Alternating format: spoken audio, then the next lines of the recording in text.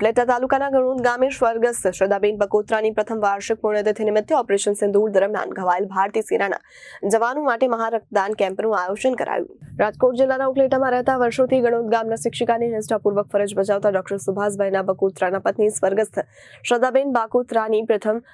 વાર્ષિક પુણ્યતિથિ નિમિત્તે ગણોદ ગામમાં મુરલીધર આહિર સમાજ ખાતે એક ભવ્ય રક્તદાન કેમ્પનું આયોજન કરવામાં આવ્યું। આ પ્રથમ મહારક્તદાન કેમ્પ ગણોદ મિલખા તણાસવા મજેઠી સમસ્ત ગ્રામ અને પ્રાથમિક આરોગ્ય કેન્દ્ર ઢાંકના સંયુક્ત ઉપક્રમે હાલની યુદ્ધની આકસ્મિક પરિસ્થિતિને ધ્યાનમાં લઈને ભારતીય સૈનિક અને આમ નાગરિકોની બ્લડની જરૂરિયાતને પહોંચી વળવા ગણોદ ગામ ખાતે આ ભવ્ય રક્તદાન કેમ્પનું આયોજન કરવામાં આવ્યું। સાથે સાથે પર્યાવરણની જાળવણીને ધ્યાનમાં લઈને દરેક રક્તદાતાઓને ફૂલ ઝાડના રોપ અને ચકલીઓના માળાઓનું વિતરણ કરવામાં આવ્યું। આ સમગ્ર આયોજનમાં ગણોદ સ્કૂલના દરેક શિક્ષક કર્મચારી આહિર સમાજના વિવિધ આગેવાન યુવાન વડીલ મહિલાઓ સહિતના લોકો મોટી સંખ્યામાં ઉપસ્થિત રહ્યા। સ્વર્ગવાસ શ્રદ્ધાબેન સુભાષભાઈ બકોત્રાની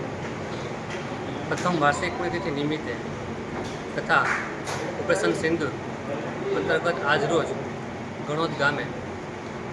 પીએચસી સેન્ટર ઢાક અંતર્ગત ગણોદ મજેઠી તણસવા ગામ અંતર્ગત આજે ગણોદ આહિર સમાજ ખાતે બ્લડ કેમ્પનું આયોજન કરવામાં આવેલું હતું, જેમાં આશરે 60 જેટલી બોટલો જે આવેલી છે, જેનો ઉપયોગ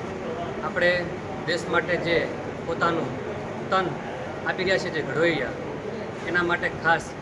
ગામના લોકોએ આજુબાજુના ગામના લોકોએ બધા ભેગા મળી અને જે એનો કિંમતી સમય આપી અને દેશ માટે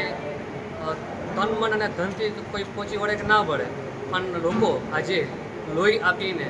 જે ઘવાયેલા સૈનિકો છે